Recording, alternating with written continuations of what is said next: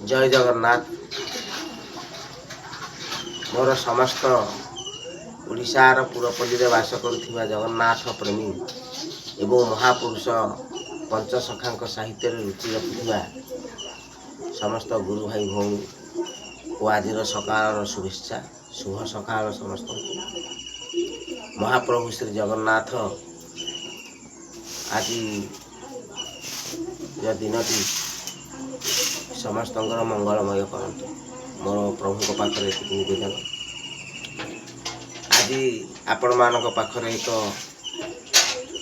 गुरुत्वपूर्ण प्रसंग नहीं उपस्थापन कर अभ्यास रही। प्रसंगटी हेउछि आमर समाज रे प्रचलित होइथिबा चतुर्वर्ण ब्राह्मण मानकर कर्म होछि कौन ना से माने उपासना रे निजर समस्त समय को अतिबाहित करें। क्षत्रिय होछि कौन ना क्षेत्रर सुरक्षा मातृभूमि सुरक्षा। वैश्य रहा वाणिज्य व्यवसाय करिया एवं शूद्र रहा सेवा करिया। जदि ये चारोटी मध्य ये होछि समाजर श्रृंखला श्रृंखलित समाज जदि गोटे रथ हुए तार चारोटी चक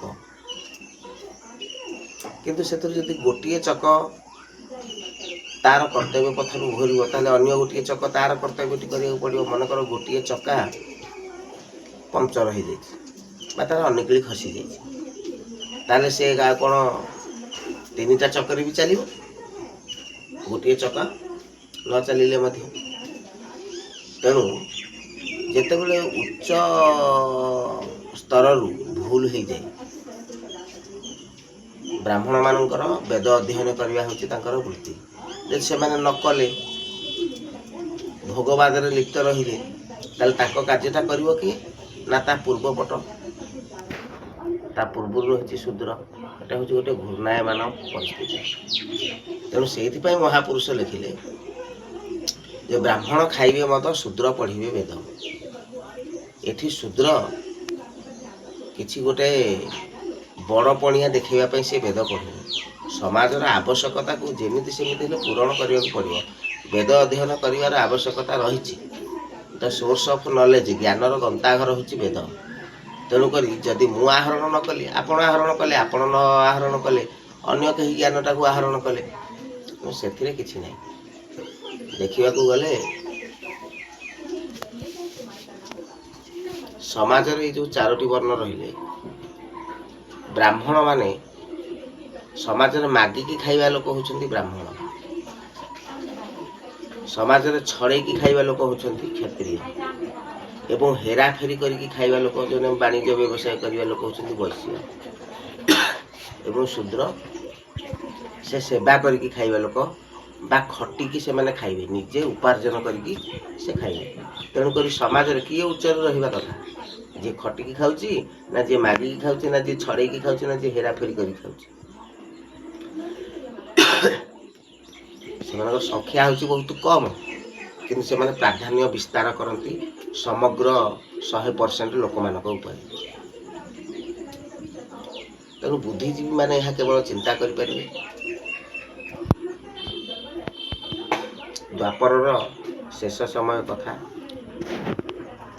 भगवान श्रीकृष्ण को पाखरे केवल उद्धव था। उद्धव को ठाकुर कहले उद्धव मु तो मो वंश बुड़े देवाई चेष्टा कर योजना अलरेडी सरी कोकुआ भय देखा जाइए आउ 7 दिन रही द्वारकार महाप्रलय आसव द्वारका संपूर्ण विलीन हो जलमग्न हो केवल मोर प्रासादटी रही मो मंदिरटी केवल रही प्रमाण स्वरूप। ताले तू कहीं रही तू भी चली जा मो पाखु से कहले प्रभु आपण को छाड़ी चली जी ना हाँ ना कौटी की जी प्रभु ना बद्रिका आश्रम को जा भाई से हूँ बहुत सिद्ध क्षेत्र। बदरी कहले पराशर को बुझाए एवं बदरी नाम अनुसार आश्रम नाम हूँ बद्रिका। तो से स्थान को चली जा एवं भागवत रे ଯେଉଁ ସମ୍ବାଦ ମାଧ୍ୟମରେ ମୁଁ ତୋତେ ଯେଉଁ ଜ୍ଞାନ ଦେଇଛି ତାହା ଲୋକଲୋଚନକୁ ଆଣିବୁ, ଜନମଙ୍ଗଳ ପାଇଁ କାର୍ଯ୍ୟ କରିବୁ, ତତେ ମୁଁ ଛାଡ଼ିକି ଗଲି ଯା। ସେ କହିଲେ ପ୍ରଭୁ ଆଶ୍ରମ ନାମେ ବଦରିକା ସେକି ତୋ ଚରଣୁ ଅଧିକା, ସକଳ ତୀର୍ଥ ତୋ ଚରଣେ ବଦ୍ରିକା ଯିବି କି କାରଣ। ତେଣୁ ସକଳ ତୀର୍ଥ ହେଉଛି ପ୍ରଭୁଙ୍କ ଚରଣ। ପ୍ରଭୁଙ୍କ ଚରଣଟି ସବୁବେଳେ ମଞ୍ଚାଳନ କରନ୍ତି କିଏ? ତା ମା ମହାଲକ୍ଷ୍ମୀ।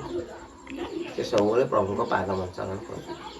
ତେଣୁକରି ପାଦ ସେବା, ନବଧା ଭକ୍ତି ମଧ୍ୟରୁ ଆତ୍ମନିବେଦନ ଏବଂ ପାଦ ସେବନ এই ଦୁଇଟି ହେଉଛି ମୁଖ୍ୟ। ଆପଣ ଚିନ୍ତା କରନ୍ତୁ, ଆତ୍ମନିବେଦନ ଅର୍ଥ ପ୍ରଭୁଙ୍କ ପାଖରେ ସମର୍ପିତ ହୋଇଯିବା ଏବଂ ପାଦ ସେବା କହିଲେ ପ୍ରଭୁଙ୍କର ଯିଏ ଚରଣ ସେବା କରନ୍ତି, ସେବାକାରୀ ମନୋଭାବ ଯେଉଁମାନଙ୍କର ରହିଥାଏ, ସେ ସମାଜର ହଉ ବା ଭଗବାନଙ୍କର ହଉ, ସେମାନେ ମଧ୍ୟ ଆମର ନମସ୍ୟ। ତାହେଲେ ପ୍ରଭୁଙ୍କର ପାଦଟା କେଉଁଠି ଅଛି ଯେ ମୁଁ ସେବା କରିବି? ଗୁରୁ କହିଲେ ତାହା ଜାଣି ନହିଲେ ଅନ୍ଧାରେ ଭ୍ରମଣି। ଗୁରୁଙ୍କର ମନ୍ତ୍ର, ଗୁରୁଙ୍କ ପ୍ରଦତ୍ତ ମନ୍ତ୍ର ବହିରେ ଲେଖା ହେଇଥିବ, ମାଇକରେ ବାଜୁଥିବ, ମିଡ଼ିଆରେ ଘୁରି ବୁଲୁଥିବ, କିନ୍ତୁ କିଛି ଲାଭ ନାହିଁ। ଯେତେବେଳେ ଗୁରୁ ଏ କର୍ଣ୍ଣରେ ସେ ମନ୍ତ୍ରଟି ଦେବେ, ସେ ଅନେକ ଜନ୍ମକୁ ପ୍ରତିହତ କରିଥାଏ, ଜାଳି ପୋଡ଼ି ଭସ୍ମ କରିଦିଏ ଅନେକ ଦୁଷ୍କୃତ। ତାପରେ ଆମର ପ୍ରାରବ୍ଧ ନଷ୍ଟ ହୁଏ, ପ୍ରଭୁଙ୍କ ସହିତ ସାକ୍ଷାତ କରିବାର ସୁଯୋଗ ଆମକୁ ମିଳିଥାଏ ବା ଭଗବତ କୃପା ପାଇବାକୁ ଆମେ ଯୋଗ୍ୟ ହେଇଥାଉ। ତାହେଲେ ପ୍ରଭୁଙ୍କ ପାଦଟା କେଉଁଠି ଅଛି ସିନା ମୁଁ ଜାଣିଲେ ପ୍ରଭୁଙ୍କର ସେବା କରିବି, ଆଉ ବିଭିନ୍ନ ମନ୍ଦିର ବୁଲିବି, ପ୍ରଭୁ ଯେଉଁଠି ତାଙ୍କର ବିଗ୍ରହ ଥିବ ସେଇଠି ଯାଇକି ତାଙ୍କର ପାଦ ସେବା କରିବି। ତେଣୁ ସକଳ ସ୍ଥାନେ ଅଛି ପୁରୀ, ଏଣୁ ତା ନାମ ଅଟେ ପୁରୀ। ପୁରୁଷ ମଧ୍ୟରେ ଉତ୍ତମ, ଏଣୁ ତା ନାମ ପୁରୁଷୋତ୍ତମ। ନୀଳାଟି ହେବାରୁ ଅଚଳ, ଏଣୁ ତା ନାମ ନୀଳାଚଳ। ତେଣୁ ପ୍ରଭୁଙ୍କର ଲୀଳାଟି ଯେତେବେଳେ ଅଚଳ ହେଇଯିବ, ମହାପ୍ରଭୁ ଜଗନ୍ନାଥ ହେଉଛନ୍ତି ଲୀଳାମୟ ପୁରୁଷ। ସବୁଦିନ ତାଙ୍କର ନୀତିକାନ୍ତି ସବୁ ଚାଲିଛି, କିନ୍ତୁ ତାଙ୍କ ଲୀଳାଟି କ'ଣ?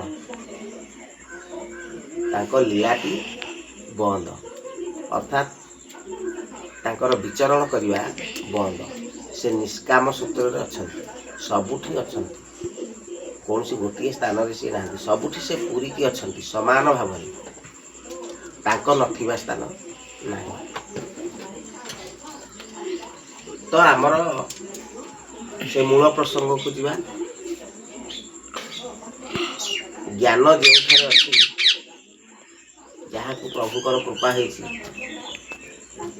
ତୋର ନହିଲେ କରୁଣା ବ୍ରହ୍ମା ଶଙ୍କର ହେବେ ବଣା, ତୁଜାକୁ ହୋଇବୁ ସଦୟ ଜ୍ଞାନତା ହୃଦୟରୁ ଉଦୟ। ହୃଦୟରୁ କେମିତି ଜ୍ଞାନଟା ଉଦୟ ହେବ? ସେଥିପାଇଁ ଆମକୁ ଗୁରୁ ଗ୍ରହଣ କଲେ, ଗୋଟିଏ ଚାଷ ଜମି ଆମେ ଚାଷ କରିବା ପୂର୍ବରୁ ତାକୁ ଚାଷ ଉପଯୋଗୀ କରୁଛେ। ତେଣୁ ଭଗବାନଙ୍କର ସେ ଯେଉଁ ଗୁପ୍ତ ଜ୍ଞାନଟିକୁ ଧାରଣ କରିବା ପାଇଁ ଆମ ଶରୀର ଯୋଗ୍ୟ ହେବା ପାଇଁ ଗୁରୁ ଗ୍ରହଣ କରିବାକୁ ପଡ଼ିବ। ବିନା ଗୁରୁରେ କେହି ବି ପାଇପାରିବେ ନାହିଁ। ଭଗବାନ ବ୍ୟାସ ସତ୍ୟାବେଶ ଅବତାର ପ୍ରଭୁଙ୍କର, ଶ୍ରୀକୃଷ୍ଣ ଦ୍ୱୈପାୟନ ବାଦରାୟଣ ଶ୍ରୀମଦ ବ୍ୟାସ। ନମସ୍ତୁତେ ବ୍ୟାସ ବିଶାଳ ବୁଦ୍ଧେ ଫୁଲାର ବିନ୍ଦାୟତ ପତ୍ର ନେତ୍ର। ତାଙ୍କ ଗୁରୁ ହେଉଛନ୍ତି ମହର୍ଷି ନାରଦ ଦେବର୍ଷି। ଦେବର୍ଷି ନାରଦ ହେଉଛନ୍ତି ତାଙ୍କ ଗୁରୁ।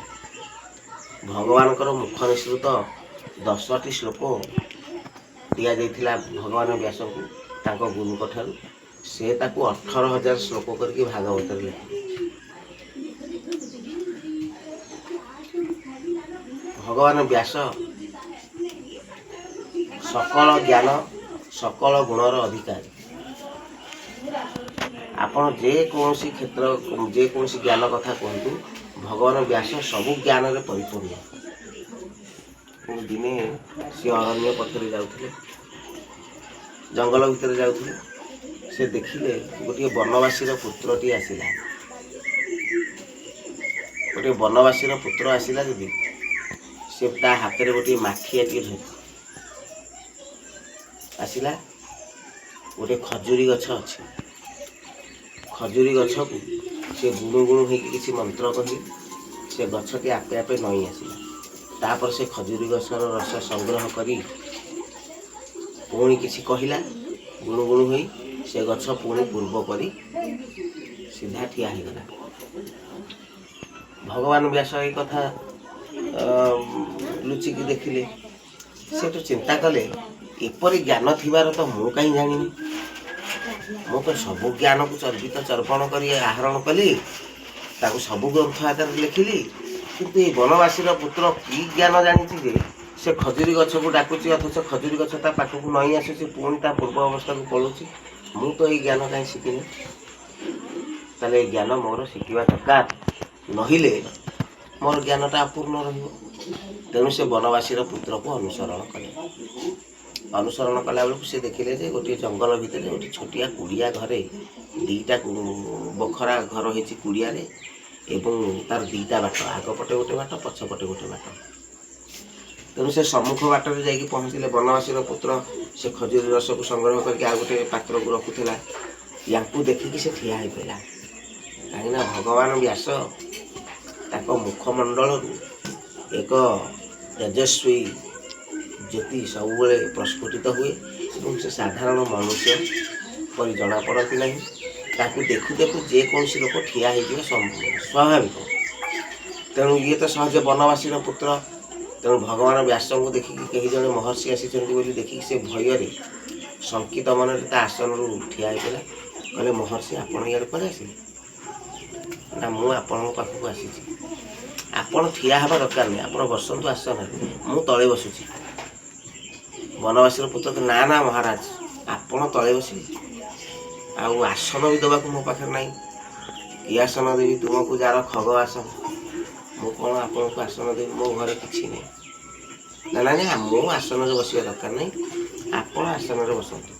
तेणु वनवासी पुत्र उच्च आसन बसिले एवं महर्षि व्यासदेव तले बसिले। से कहले आगे आसबार अभिप्राय ना आसबार मोर अभिप्राय हूँ सकल ज्ञान रे निपुण एमिति संसार रे किछि ज्ञान नहीं जहाँ मते न आसी किंतु मोर गोटे ज्ञान अपूर्णता रही।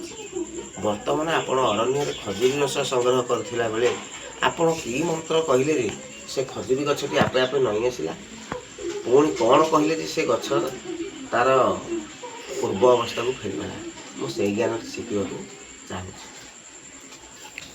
से कहले महाराज देख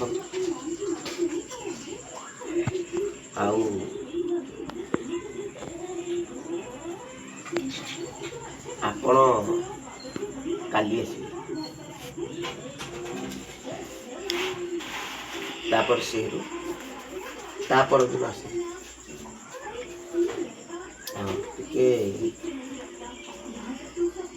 प्रसंगटी कहला बेले ये हूँ प्रकृत में वनवासी पुत्र संग्रह कर वनवासी संग्रह कर तेणु ये गला बेलू वनवासी पुत्र पुलिया थे वनवासी नथिले। तापर ये जाकि पुणी ता परदिन गले वनवासी पुत्र कहले आप क्या खोजुं ना मुझे बापा खोजुची। तापर वनवासी कौन करे जितेबाला से व्यास को देखे सेतेबेले सी अन्य पटे थी गोटे द्वार रे सी जंगल को पलाए। तेणु वनवासी पुत्र भाविला जे मो जड़े महाराज कहीं महर्षि कहीं आम घर को बारंबार आसुँच मो बापा कौन तक किसी नहीं जहाँकि से दे पारना तेणुक से महर्षि को देखला मात्र के लुचिकी पलाउं जंगल। तापर दिने से कहला हो आप काली आसतु एमती महर्षि सबुदिन सकालू सेठाकू जाती एवं तांकठारू से यही कथा शुणिकी पुणी फेरी आस। दिने वनवासी पुत्र तांको बापा को पचारे बापा आपण कहीं महर्षि को देखिकी लुचिकी पलाउं कौन है ना नाई से कथा किसी नहीं। तापर दिन महर्षि पुणी सकालू गले सकालू गले से पचारे महर्षि आप कहूना कौन पे आसुँच मो बापा पाखक मो बापा कौन आप किसी धन उधार नहीं जहाँकि दे पारना ना नाई नहीं से कथा ना ना मु से जो खजुरी गछरू रस संग्रह कले कौ मंत्र पढ़िले जे से गछ आपे आपे नई आसिला ଏବଂ କ'ଣ କହିଲେ ଯେ ସେ ପୁଣି ପୂର୍ବ ଅବସ୍ଥାକୁ ଫେରିଗଲା, ମୁଁ ତାହା ଜାଣିବାକୁ ଚାହୁଁଛି। କାହିଁକି ନା ମୁଁ ହେଉଛି ସକଳ ଜ୍ଞାନରେ ନିପୁଣ। ମୁଁ ହେଉଛି ବ୍ୟାସ, ମହର୍ଷି ପରାଶରଙ୍କର ପୁତ୍ର।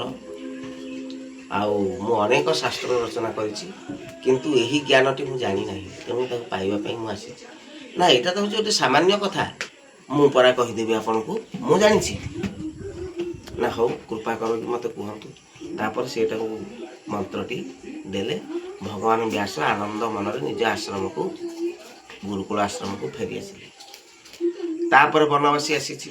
ବନବାସୀ ଆସିଲା ପରେ ସେ କହିଲେ, ବାପା କାହିଁକି ସେ ମହର୍ଷିକି ଏତେ ଦିନ ପର୍ଯ୍ୟନ୍ତ ଆପଣ ଦୌଡ଼ଉଥିଲେ? ମୁଁ ତାଙ୍କୁ ଆଜି ସେ ମନ୍ତ୍ରଟା କହିଥିଲି। ବନବାସୀ କହିଲେ, ଆରେ ମୂର୍ଖ, ତୁ କ'ଣ କଲୁ? ସେ ମନ୍ତ୍ର କାହିଁକି ତାଙ୍କୁ କହୁଥିଲୁ? ନା କ'ଣ ଏଥିରେ ଆମର ପଇସା ସରିଯାଉଛି? ମନ୍ତ୍ରଟା ସେ ଜାଣିଲେ କ୍ଷତି କ'ଣ? ନା ରେ କ୍ଷତି ନୁହଁ, ନିନ୍ଦା ହେବ। ନା କାହିଁକି ନିନ୍ଦା ହେବ? ନା ରେ ସେ ହେଉଛନ୍ତି ମହର୍ଷି, ତାଙ୍କୁ କେଉଁ ଜ୍ଞାନର ଅଭାବ। କିନ୍ତୁ ତୁ ଯେତେବେଳେ ତାଙ୍କୁ ଏଇ ମନ୍ତ୍ରଟି ଦେଲୁ, ସେତେବେଳେ ତାଙ୍କର ଅବିଶ୍ୱାସ ହେବ, ଯେତେବେଳେ ତାହା କାର୍ଯ୍ୟ କରିବନି। କାହିଁକି ନା ସେ ତୋତେ ଗୁରୁ ରୂପରେ ଗ୍ରହଣ କରିବେ ନାହିଁ, ଗୋଟେ ସାମାନ୍ୟ ବନବାସୀର ପୁତ୍ରକୁ। ତେଣୁ ଯେତେବେଳେ ଜଣଙ୍କ ଗୁରୁଙ୍କ ପ୍ରଦତ୍ତ ଜ୍ଞାନକୁ ଜଣଙ୍କ ଠାରୁ ଆମେ ଜ୍ଞାନ ପାଇବା ପରେ ତାଙ୍କୁ ଆମେ ଗୁରୁ ରୂପରେ ଗ୍ରହଣ ନ କରିବା, ସେତେବେଳେ ତାହା ଫଳପ୍ରଦ ହୁଏ ନାହିଁ। ଆଉ ଫଳପ୍ରଦ ନହେଲା ପରେ ସେ ତୋତେ ଅବିଶ୍ୱାସ କରିବେ, ତୋତେ ନିନ୍ଦା କରିବେ ଯେ ବନବାସୀର ପୁତ୍ର ମୋତେ ଠକି ଦେଇଛି ବୋଲି। ସେ କହିଲେ, ନା ନା, ସେ ଯଦି ଆପଣ କହୁଛନ୍ତି ସେ ଏତେ ବଡ଼ ମହର୍ଷି, ସେ ହେଉଛନ୍ତି ଭଗବାନ ବ୍ୟାସ, ସିଏ କଦାପି ଏମିତି କରିବେ ନାହିଁ। ମୁଁ କାଲି ତାଙ୍କ ପାଖକୁ ଯିବି। ସେ କହିଲେ, ହଉ ଯା, ଦେଖିକି ଆସ। ତାପରେ ବଡ଼ି ଭୋରୁ ବନବାସୀର ପୁତ୍ର ମହର୍ଷି ଭଗବାନ ବ୍ୟାସଙ୍କର ଆଶ୍ରମ ଅଭିମୁଖେ ଚାଲିଲା। ଯାଇକି କିଛି ଦୂରରେ ଲତା ଗହଳରେ ଲୁଚିକି ଠିଆ ହେଲା। ଭଗବାନ ବ୍ୟାସ ପ୍ରାତଃ ସମୟ, 5000 ଶିଷ୍ୟ ଅଛନ୍ତି, ହଜାର ହଜାର ହେଇକି ପାଞ୍ଚ ଧାଡ଼ିରେ 5000 ଶିଷ୍ୟ ସବୁ ବସିଛନ୍ତି ଧାଡ଼ି ଧାଡ଼ି ହୋଇ। ତାଙ୍କ ମଝିରେ ମଝିରେ ଜଣେ ଜଣେ ପ୍ରଧାନ ଶିଷ୍ୟ ଠିଆ ହେଇଛନ୍ତି। ଏବଂ ଇଏ ଯେଉଁ ବେଦ ଉଚ୍ଚାରଣ କରୁଛନ୍ତି, ସେ ବେଦକୁ ସେ ସମସ୍ତେ ଉଚ୍ଚାରଣ କରୁଛନ୍ତି। ମାଇକ ଭଳିଆ କାର୍ଯ୍ୟ କରୁଛି, ଆଉ ସମସ୍ତଙ୍କୁ ଶୁଭୁଛି, ସେମାନେ ମଧ୍ୟ ଉଚ୍ଚାରଣ କରୁଛନ୍ତି। ବେଦ ଧ୍ୱନିରେ ଝଙ୍କୃତ ହେଉଛି ବନାଞ୍ଚଳର ଆକାଶ। ଚାରିଆଡ଼େ ପବିତ୍ରତାର ପରିବେଶ। ଏହି ସମୟରେ ଭଗବାନ ବ୍ୟାସ ଏମିତି ଟିକେ ଆଖି ଚାରିପଟକୁ ବୁଲଉ ବୁଲଉ ତାଙ୍କ ଦୃଷ୍ଟି ପଡ଼ିଗଲା ବନବାସୀର ପୁତ୍ର ଉପରେ। ସିଏ ସଙ୍ଗେ ସଙ୍ଗେ ଧାଇଁ ଆସିଲେ, ଝପଟି ଆସିଲେ। ଆସି କହିଲେ, ଗୁରୁଦେବ, ଆପଣ ଏଠି କାହିଁକି ଲତା ଗହଳରେ ଠିଆ ହେଇଛନ୍ତି? ଆପଣ ମୋ ପାଖକୁ ଆସନ୍ତୁ। ତାପରେ ତାଙ୍କ ହାତ ଧରିକି ତାଙ୍କୁ ପାଛୋଟି ନେଲେ, ଗୋଟିଏ ଉଚ୍ଚ ଆସନରେ ତାଙ୍କୁ ବସେଇଲେ ଏବଂ ତଳେ ବସିଗଲେ ମହର୍ଷି। କହିଲେ, ଗୁରୁଦେବ, ଆଉ ଆପଣ ଆସିବାର ଅଭିପ୍ରାୟ? ସେ କହିଲେ, ନାଇଁ, ମୁଁ ଟିକେ ଆପଣଙ୍କର ଆଶ୍ରମ ଦେଖିବା ଉଦ୍ଦେଶ୍ୟରେ ଆସିଥିଲି। ମୁଁ କହିଲି, ଯାହାଙ୍କୁ ମୁଁ ଏଇ ଜ୍ଞାନଟି ଦେଲି, ପ୍ରକୃତ ତାଙ୍କ ଆଶ୍ରମଟି କେମିତିଆ, ସେ କେତେ ଶିଷ୍ୟ ଉପଶିଷ୍ୟ ରଖିଛନ୍ତି, ମୁଁ ଦେଖିବା ପାଇଁ ଆସିଥିଲି। କହିଲେ, ହଉ। ତାଙ୍କୁ ଟିକେ ନଣ୍ଡା ବାଗୁଲି ପଡ଼ିଥିବା ତାଙ୍କୁ ଟିକେ ପାଣି ଦେଲେ, ସେ ଟିକେ ପିଇଲେ, ତାପରେ ଶାନ୍ତି ହେଲେ। ତାପରେ ସେଠୁ କିଛି ସମୟ ପରେ ତାଙ୍କର ଆତିଥ୍ୟ ଚର୍ଚ୍ଚା ସରିଲା ପରେ କିଛି ସମୟ ପରେ ବନବାସୀର ପୁତ୍ର ଫେରିଆସିଲେ। ଫେରିଆସି ତାଙ୍କ ପିତାଙ୍କୁ କହିଲେ। ବନବାସୀ କହିଲେ, ହଁ, ତାହେଲେ ଏତେ ବଡ଼ ଜ୍ଞାନୀ ସେ ନହେଲେ କେମିତି ହେଇଥାନ୍ତେ? ଗୁରୁଙ୍କୁ ପଦମର୍ଯ୍ୟାଦା ଦେବାରେ ସେ କେବେ ହେଲେ ଅବହେଳା କରିଲେ ନାହିଁ। ତାଙ୍କର ପ୍ରକୃତ ଜ୍ଞାନର ଅସଲ ଚାବିକାଠି ହେଉଛି ତାଙ୍କର ଗୁରୁ ଭକ୍ତି। ତେଣୁ ଗୁରୁ ଗ୍ରହଣ ନ କରିବା ପର୍ଯ୍ୟନ୍ତ, ଯେଉଁଠାରେ ଭଗବାନ ବ୍ୟାସ ସାମାନ୍ୟ ଗୋଟେ ବନବାସୀର ପୁତ୍ରକୁ ଗୁରୁ କଲେ ଏବଂ ତାଙ୍କୁ ଗୁରୁଙ୍କ ଆସନରେ ବସେଇଲେ ଏବଂ ତାଙ୍କୁ ଉପଯୁକ୍ତ ସମ୍ମାନ ପଦମର୍ଯ୍ୟାଦା ଦେଲେ, ତାହେଲେ ଆମେ କ'ଣ ତାଙ୍କଠାରୁ ମଧ୍ୟ ଆହୁରି ଉଚ୍ଚ? ତେଣୁ ଆମକୁ ମଧ୍ୟ ଗୁରୁ ଗ୍ରହଣ କରି ଭଗବତ ଅନିସନ୍ଧିଷ୍ଠୁ ଅଭିଳାଷ ରଖି ଏବଂ ଗୁରୁଙ୍କ ପ୍ରଦତ୍ତ ମନ୍ତ୍ର ସାହାଯ୍ୟରେ ବା ଗୁରୁଙ୍କ ପ୍ରଦତ୍ତ ଉପଦେଶ ଅନୁସାରେ ଆମର ଜୀବନ ଶୈଳୀକୁ ଯଦି ଆମେ ଗଢ଼ିବା, ତାହେଲେ ନିଶ୍ଚିତ ଦିନେ ଭଗବତ କୃପା ଲାଭ କରିବା ପାଇଁ ଆମେ ଯୋଗ୍ୟ ବିବେଚିତ ହେବା। ଜୟ ଜଗନ୍ନାଥ।